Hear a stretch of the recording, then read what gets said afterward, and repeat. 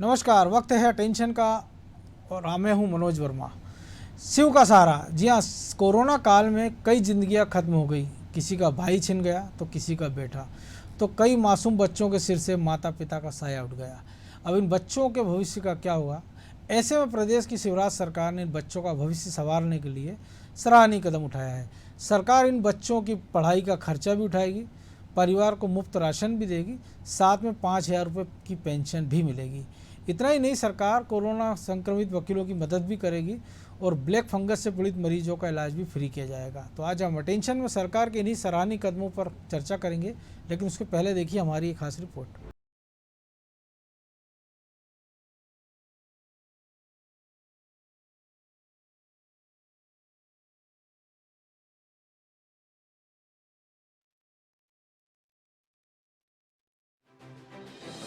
Corona की दूसरी लहर ने पूरे देश में तबाही मचा रखी है। मध्य प्रदेश में भी कोरोना जमकर कहर बरपा रहा है। कोरोना की दूसरी लहर ने हजारों जिंदगियों को ले लिया, तो कई बच्चों को अनाथ कर दिया, तो कहीं माता पिता की गंभीर स्थिति के चलते बच्चे अकेले गुजर बसर करने को मजबूर हैं। ऐसे में मध्य प्रदेश सरकार और महिला बाल विकास विभाग ने अनाथ बच्चों के भरण पोषण के लिए सकारात्मक पहल की है। अब मुख्यमंत्री चौहान ने कोरोना संक्रमण से जान गंवाने वाले लोगों के अनाथ हुए बच्चों की देखभाल की जिम्मेदारी लेने का निर्णय लिया है। सीएम ने कहा कि संक्रमण में पालकों को खोने वाले बच्चों और आजीविका का सहारा खोने वाले परिवारों को 5,000 रुपए पेंशन दी जाएगी। निशुल्क राशन, बच्चों को निशुल्क शिक्षा भी दी जाएगी। ऐसी सुविधाएं देने वाला मध्य प्रदेश पहला राज्य बन गया है। कोरोना महामारी ने कई परिवारों को तोड़ के रख दिया है। कई परिवार ऐसे हैं जिनके बुढ़ापे की लाठी के सहारे छिन गए, और कुछ परिवार ऐसे हैं जिनमें मासूम बच्चों के सिर से अपने पालक, अपने पिता, अभिभावक का साया उठ गया है। ऐसे बच्चों के सामने अब जीवन यापन की समस्या उठ खड़ी हुई है, और इसलिए हमने फैसला किया है कि ऐसे बच्चे जिनके परिवार से पिता का साया उठ गया, कोई कमाने वाला नहीं बचा, घर में कोई कमाने वाला नहीं है, ऐसे परिवारों को 5,000 रुपया प्रति माह पेंशन दी जाएगी, ताकि बच्चों को जीवन यापन के लिए परेशान ना होना पड़े। ऐसे सभी बच्चों के शिक्षा का निःशुल्क प्रबंध किया जाएगा, ताकि वो अपनी पढ़ाई लिखाई जारी रख सके। महिला बाल विकास विभाग ने भी कोरोना काल में अनाथ हुए बच्चों के लिए स्पॉन्सरशिप योजना की शुरुआत की है। प्रदेश भर के लिए हर जिले में अनाथ बच्चों के लिए फिट फैसिलिटी केंद्र की स्थापना की गई है। इन केंद्रों पर बच्चों की परिवार की तरह परवरिश और देखभाल की जाएगी। अनाथ बच्चों को अगर उनके रिश्तेदार अपने साथ रखना चाहते हैं, तो ऐसे बच्चों की देखभाल के लिए हर महीने 2,000 रुपए की आर्थिक सहायता राशि भी दी जाएगी। बच्चों के भरण पोषण के लिए फिलहाल हर महीने 2,000 रुपए की राशि दी जाएगी। बढ़ती उम्र के बाद इस राशि को बढ़ाए जाने की तैयारियां भी की जा रही हैं। बच्चों की सूचना के लिए हेल्पलाइन नंबर 181 जारी किया गया है। चाइल्ड हेल्पलाइन नंबर 1098 भी जारी किया गया है। व्हाट्सएप नंबर 9407896575 पर भी लोग कॉल कर सकते हैं। लोग scps@gmail.com पर भी मेल भेज सकते हैं। इतना ही नहीं, मध्य प्रदेश में ब्लैक फंगस से पीड़ित मरीजों का इलाज सरकार ने पूरी तरह फ्री कर दिया है। इसके लिए देश का पहला सेंटर भी भोपाल और जबलपुर में बनाया जा रहा है। इसके अलावा कोरोना संक्रमित अधिवक्ताओं की मदद भी सरकार करेगी। कोरोना से गंभीर पीड़ित वकीलों के उपचार के लिए 5 करोड़ की राशि दी जाएगी। साथ में कोरोना से जान गंवाने वाले वकीलों के परिजनों को 1-1 लाख रुपए की आर्थिक मदद भी दी जाएगी। इधर मध्य प्रदेश के पूर्व मंत्री और वरिष्ठ कांग्रेस नेता पीसी शर्मा ने एक बार फिर सरकार पर सवाल उठाए हैं और बेसहारा बच्चों की मदद करने वाला पहला राज्य मध्य प्रदेश के बनने पर कहा कि ऐसे बच्चों के लिए अलग से हॉस्टल बनाना चाहिए, जहां उनकी शिक्षा और रहने की व्यवस्था की जाए। हमारे नेता कमलनाथ ने पहले ही मांग की थी कि ऐसे परिवारों को 4 लाख रुपए की मदद दी जाए। बेसहारा बच्चों की मदद में ये होना चाहिए कि उनकी पढ़ाई लिखाई के साथ साथ उनका जीवन यापन के लिए जो कुछ भी लगे वो सरकार वहन करे। और मैं समझता हूँ ऐसे बहुत से बच्चे हैं जिनके माँ बाप दुनिया में कोरोना की वजह से चले गए। इसके लिए अलग से ही कोई हॉस्टल भी होना चाहिए जिसमें इस तरह के बच्चों को रखा जा सके, जिनकी परवरिश हो सके और उनका एजुकेशन निःशुल्क हो सके। और साथ ही सरकार को, जो कमलनाथ जी ने कहा, केंद्र सरकार ने कहा था, जिस परिवार में कोई भी डेथ हुई है तो उस एक आदमी के नाम से जिसकी डेथ हुई है 4 लाख रुपए देना चाहिए। ये केंद्र सरकार का पहला आदेश है, पिछले 2020 के अप्रैल मई में किया था उन्होंने, लेकिन वो आदेश दबा दिया गया। मध्य प्रदेश की सरकार 4-4 लाख रुपए जितने लोगों की भी जान गई पड़ेगी उनको देना चाहिए, जिससे कि आर्थिक रूप से वो परिवार उभर के आ सके। तो सरकार जनता के हित में कोई भी बड़े फैसले ले, विपक्ष का काम है खामियां गिनाना और सवाल उठाना। लेकिन प्रदेश में जिस तरह कोरोना के कारण कई परिवारों के परिवार खत्म हो गए हैं, बच्चे अनाथ हो गए हैं, ऐसे दौर में सीएम का ये कदम हजारों मासूमों को नई जिंदगी देगा। इसके साथ ही इस निर्णय ने ये भी बता दिया है कि सरकार चाहे तो इस प्रकार की आपदा में भी सामाजिक सरोकारों को निभाते हुए लोगों की मदद कर सकती है। ब्यूरो रिपोर्ट, अनादि टीवी।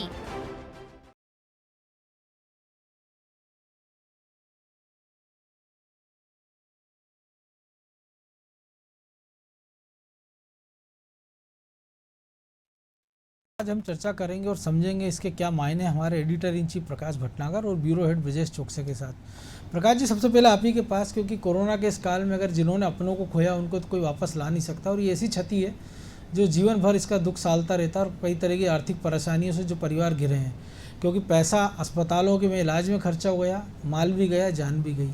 ऐसे में ये कितनी बड़ी पहल है, क्योंकि मुख्यमंत्री शिवराज सिंह चौहान के बारे में कहा जाता है कि उनकी चिंता सामाजिक सरोकारों को लेकर ज़्यादा है। पिछले अगर 15 साल में हम तमाम सारी उनकी योजनाएं की बात करें, अगर हम लाडली लक्ष्मी हो, मुख्यमंत्री कन्यादान योजना हो, मुख्यमंत्री तीर्थ दर्शन योजना हो, उन सबसे ये कितनी अलग है और कितनी ज़रूरत थी इसकी, और इसमें क्या कुछ सुधार हो सकते हैं? देखिए, मुझे लगता है कि शिवराज सिंह चौहान की एक बहुत सराहनीय पहल है। इसमें मीन मेख निकालने का कोई मतलब नहीं है। बिल्कुल। अगर कहीं विसंगतियाँ हों तो निश्चित तौर पे हम देख रहे हैं कि शिवराज सिंह चौहान के ध्यान में जब ये चीज़ें आती हैं तो उन्हें दूर भी कर लेते हैं, तुरंत संशोधन हो जाता है। अब इस बात पे भी एक मुझे लगता है कि मध्य प्रदेश के अंदर अब तक जितने भी मुख्यमंत्री हुए हैं, अब मुझे लगता है कमज़ोर तबकों के लिए सबसे ज़्यादा संवेदनशील मुख्यमंत्री शिवराज सिंह चौहान है। पहले ये दर्जा अर्जुन सिंह जी को दिया जाता था, बिल्कुल, लेकिन अब मुझे लगता है निश्चित तौर पे इसके हकदार शिवराज सिंह चौहान है। आप देखिए कि जब शुरू में मध्य प्रदेश 2003 में मध्य प्रदेश की सरकार बनी थी, तब किसी को ये यकीन नहीं था कि ये 8 तक का कार्यकाल पूरा कर लेगी, 8 के बाद दोबारा सत्ता में लौट आएगी, क्योंकि वहाँ भारतीय गवर्नर लेकिन 2 साल बाद गए जब शिवराज सिंह चौहान ने सरकार संभाली तो 2008 में सरकार ने शानदार वापसी की, बिल्कुल, फिर 13 में बहुत अच्छी वापसी की, और 18 में 15 साल की सरकार के बाद जो एंटी इनकम्बेंसी थी उसको भी काफ़ी हद तक थाम लिया, और मुश्किल से कांग्रेस और बीजेपी की सीटों में 5 सीटों का अंतर रहा। और वोट तो ये निश्चित तौर पे कहीं ना कहीं शिवराज सिंह चौहान की समाज के हर वर्ग के अंदर जो संवेदनशीलता है उनके प्रति, लोगों के प्रति जो उनके अंदर संवेदनशीलता, चाहे वो किसान हो, चाहे वो गरीब तबका हो, चाहे वो महिलाएं हों, चाहे वो बच्चे हों, अगर कोई मुख्यमंत्री जननेता से लोगों का मामा या भाई बन जाए तो मुझे लगता है कि समाज के साथ जो रिश्ता शिवराज सिंह चौहान ने जोड़ा है और उसे जोड़ने के अलावा उसको पूरी तरह से अपने कामों में परिलक्षित भी किया है। बिल्कुल। तो अभी यार इस आपदा काल के अंदर जब हम देख रहे हैं कि रोज़ ही बहुत सारी बुरी खबरें हमारे बीच में आ रही हैं और कई सारे लोगों के परिवार उजड़ गए, बच्चे बेसहारा हुए हैं, तो मुझे लगता है कि शिवराज सिंह चौहान ने इस दिशा में सोचा है, अच्छे से सोचा है और ऐसे बच्चों के लिए वो सरकार सहारा बने, चूँकि सरकार का काम है लोक कल्याण, लेकिन बेसहारा बच्चों के लिए अगर सरकार इस तरह के कदम उठा रही है तो निश्चित तौर पे तारीफ़ के लायक बात है। और इनमें जो भी कमी पेशी आएगी, मुझे पूरी उम्मीद है कि भविष्य में शिवराज सिंह चौहान जब तक मुख्यमंत्री हैं तब तक तो कम से कम वो विसंगतियां दूर होती रहेंगी। बिल्कुल। और पिछली हमने भी देखा कि कमलनाथ सरकार के समय भी हमने देखा कि जो पुरानी योजनाएं थी बहुत ज़्यादा उसमें हेरफेर कर नहीं पाए थे, क्योंकि वो सामाजिक सरोकारों से इतने गहरे तक जुड़ी योजनाएं थी कि कोई भी सरकार आएगी शायद उसको बदलने का जोखिम नहीं ले पाएगी। देखिए, अब आप इसी से एक समझ लीजिए कि अगर यूपीए सरकार ने मनरेगा चालू किया था, बिल्कुल, तो सत्ता में आने के बाद प्रधानमंत्री नरेंद्र मोदी उसे आज तक चलाए हुए हैं। बिल्कुल। तो गरीब तबके के लिए अगर आप कर रहे हैं, उन्होंने भी गरीब तबके के लिए बहुत किया। अब आज हम गैस कनेक्शन, गाँव में बिजली, आरटी जो राइट टू एजुकेशन हाँ, है, तो वो ये सारी चीज़ें जो देख रहे हैं, तो गरीब तबकों के लिए हमारे लोकतंत्र के अंदर अगर वोट की मजबूरी है तो ये एक बहुत अच्छी बात है कि उसका फ़ायदा कम से कम गरीब तबके को तो मिल रहा है। बिल्कुल। मध्यम वर्ग को भले कोई ना पूछता हो, लेकिन जो समाज का लोअर क्लास है जिसकी सबसे ज़्यादा चिंता की जानी चाहिए वाकई में, तो मुझे लगता है कि सरकारें वो तो कम से कम कर रही हैं। बिल्कुल। ब्रजेश जी, सरकार तो चिंता कर रही है, लेकिन एक और बड़ी चीज़ है कि ये सिक्के का एक पहलू है कि सरकार का जो संवेदनशील है, मुख्यमंत्री की बात करें कि लगातार पूरे 1 साल के कोरोना काल में हमने भी इस कार्यक्रम में कई बार इसका जिक्र किया कि कैसे वो संवाद करते हैं, समाज के हर वर्ग को वो फ़ायदा पहुंचाने की कोशिश कर रहे हैं, या कहें कि राहत की, फ़ायदा शब्द मेरे ख्याल से उचित नहीं होगा, कि राहत पहुंचाने की बात कर रहे हैं। इसके उलट अगर ब्यूरोक्रेसी की बात करें, मुख्यमंत्री के कहने पर कमेटी बन जाती है तो खबर आती है कि एनएसए की कार्रवाई हो रही है, रेमडेसिविर इंजेक्शन बेच रहे हैं उनके खिलाफ कार्रवाई हो रही है, जिन लोगों ने ज़्यादा बिल लिए थे अस्पताल वालों ने उनसे वसूली हो रही है, और अभी तक की खबर यही कि 74 लाख रुपए मुख्यमंत्री के इस निर्देश के बाद वापस हो चुके और 49 FIR हो गई हैं। इसके बाद भी कई जगह जो अफसरों की लापरवाही सामने आ रही, चाहे वो जबलपुर का इंजेक्शन कांड हो कि जो आरोपी उसको VIP ट्रीटमेंट देते हैं उसको बचाने की कोशिश होती है, कलेक्टर उमरिया और शहडोल के जब मुख्यमंत्री वहाँ जाते हैं तो वो ये नहीं बता पाते हैं कि ज़िले में पॉजिटिविटी क्या है, तो एक मुख्यमंत्री जो अकेला किला लड़ा रहा है। तो ये जो अफसरों की नेग्लिजेंसी है, जो उनकी लापरवाही है, तो इसको किस नज़रिए से देखा जाए? क्या जब समय के साथ साथ इन पे एक्शन होना ज़रूरी नहीं हो गया? क्योंकि मुख्यमंत्री तो अच्छी पहल कर रहे हैं, लेकिन अफसर उसको इम्प्लीमेंटेशन उसका उतने अच्छे से नहीं कर पा रहे हैं। देखिए मनोज जी, मुख्यमंत्री शायद ये बात अच्छी तरीके से जानते हैं, यही वजह है कि वो भोपाल से बैठकर जो व्यवस्थाएं देख रहे थे, जो समीक्षा कर रहे थे जिलों की, वो अब जिलों में जा रहे हैं, संभाग स्तर पर दौरे कर रहे हैं। सबसे पहले उन्होंने जबलपुर में दौरा किया, आज आप देखो रीवा शहडोल संभाग में उन्होंने दौरा किया, ताकि व्यवस्थाओं को और मजबूत कर सकें और जो ढीले अधिकारी हैं उन पर लगाम कस सकें। अभी परिस्थितियां ऐसी हैं कि यदि बीच कोरोना काल में आप यदि किसी अधिकारी को बदलेंगे तो जो व्यवस्थाएं चल रही हैं उनमें थोड़ा ढीलापन आ जाएगा, या जो सुचारू रूप से नहीं चल पाएंगी, काम में कसावट जो, तो इसके लिए मुख्यमंत्री मुझे लगता है कि वहाँ जाकर जिस तरह से कसावट ला रहे हैं उससे ज़्यादा सुधार आ जाएगा। और निश्चित तौर पर कुछ अफसर अभी बदले भी गए, लेकिन इसके बाद भी बाकी अफसर सबक नहीं लेते नजर आ रहे हैं ना। कई सारे कलेक्टर हमने देखे कि हाल के दिनों बदले, पिछले देखिए मनोज जी, दमोह में भी बदलाव हुआ है और SP भी बदले हैं, गुना में भी देखिए आप।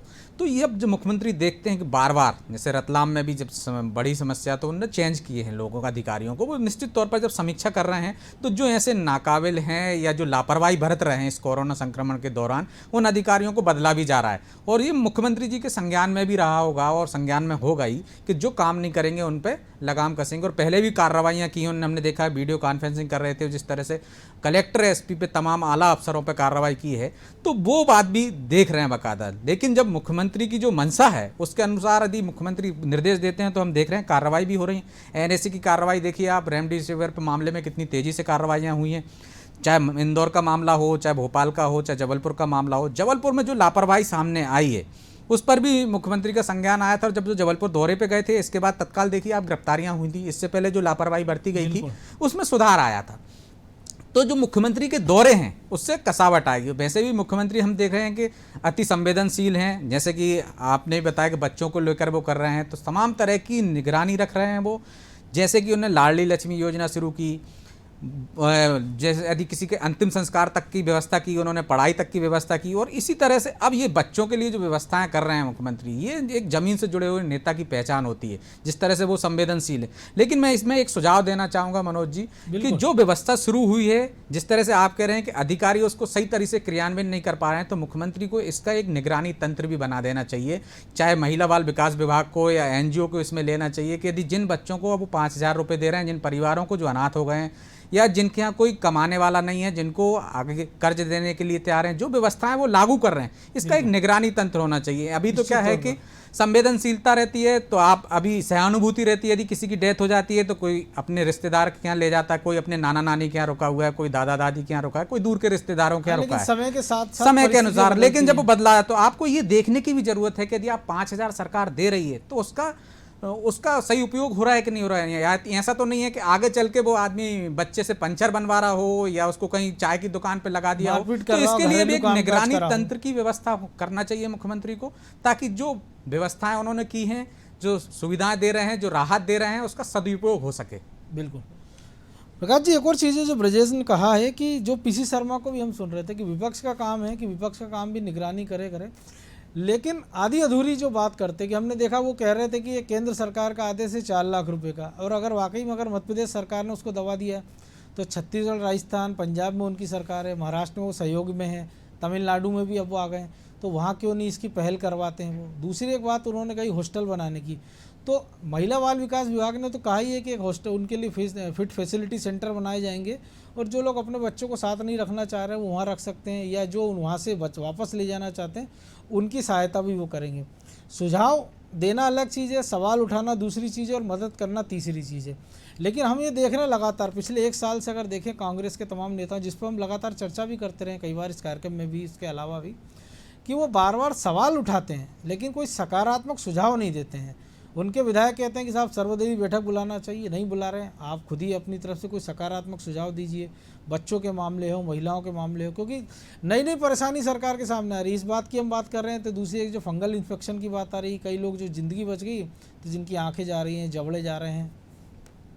देखिए, मुझे लगता है मनोज कि राजनीति में भी जब आपदा काल चल रहा हो तो सकारात्मक विरोध ही ठीक रहता है। बिल्कुल। लेकिन चूंकि हमारे राजनीतिक दल विपक्ष में हैं, विरोध करने की आदत है, तो जहाँ पे विरोध करना चाहिए, जिस तरह का विरोध करना चाहिए, वो करते नहीं हैं।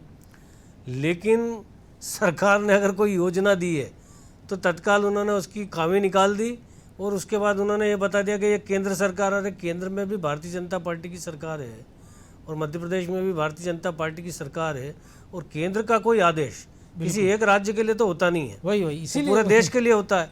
तो देश में 4 जगह आपकी भी सरकार है, वहाँ पे आप इम्प्लीमेंटेशन कर रहे हैं कि नहीं कर रहे हैं, ये PC शर्मा को नहीं पता है। बिल्कुल। तो मुझे लगता है कि केवल एक औपचारिक विरोध जिसको कहते हैं कि उन्हें कुछ बोलना है तो उन्होंने बोल दिया, इसका असर क्या होगा, इसका इम्पैक्ट क्या होगा, इसके बारे में कोई ज़्यादा विचार मुझे लगता है कि कांग्रेस के लोग कर भी नहीं रहे हैं।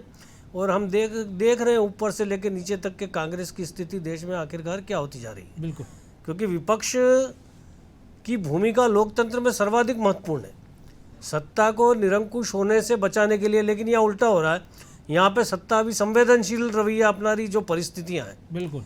मतलब हम देख रहे हैं मध्य प्रदेश के अंदर आर्थिक संकट की स्थिति, ये सारी बातें हम जानते हैं, क्योंकि जो कमलनाथ की सरकार में हमने खूब सुना। और हम 15 महीनों में हम औद्योगिक राज्य भी नहीं कि बहुत ज़्यादा टैक्सेशन हमारे पास आता हो, कलेक्शन हाँ, हमने सुना कि मतलब जो है पिछले जो कमलनाथ के 15 महीने थे उसमें मध्य प्रदेश के अंदर आर्थिक संकट जो है वो हमेशा चर्चा में रहता था। बिल्कुल।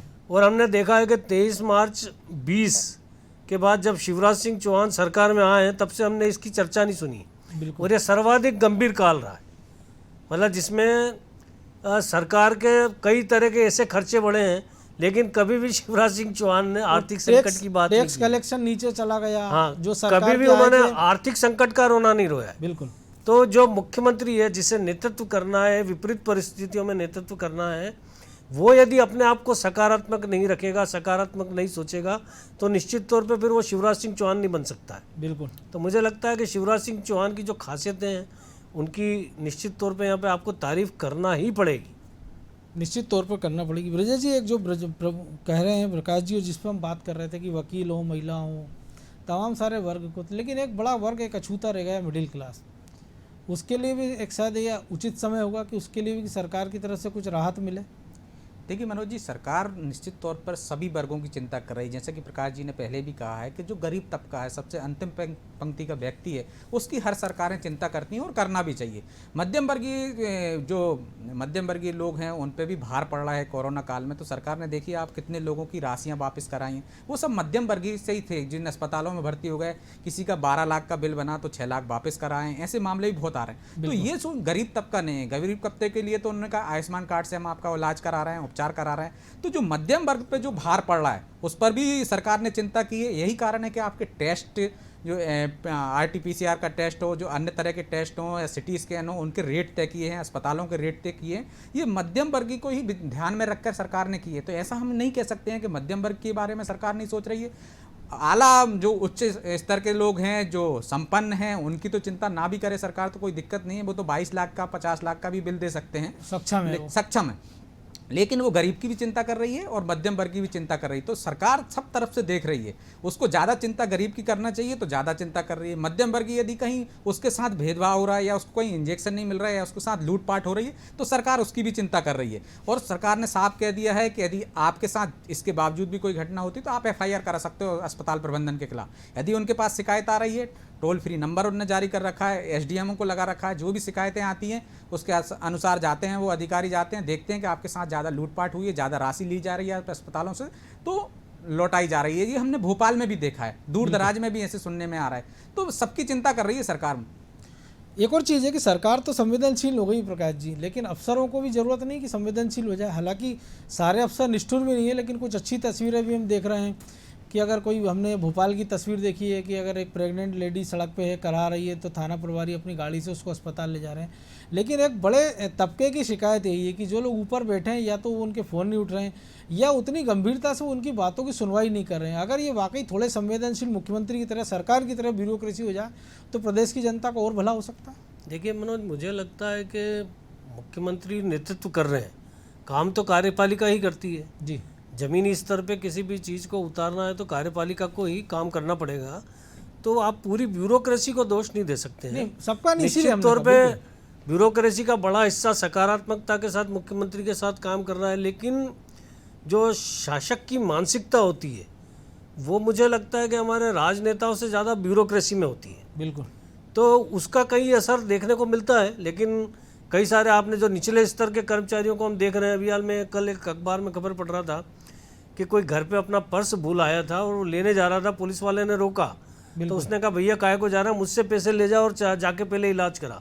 तो संवेदनशीलता हर स्तर पे कई जगह देखने को मिलती है। बिल्कुल। तो निश्चित तौर पे जब आपका नेतृत्व, वो कहते हैं ना कि यथा राजा तथा प्रजा, तो वो मुझे लगता है कि उसका असर निश्चित तौर पे सकारात्मक होता है। और खास करके जो कर्मचारी, जिनका जो लीडरशिप मध्य प्रदेश की अगर संवेदनशील है तो निश्चित तौर पे उसका असर सभी के ऊपर पड़ेगा।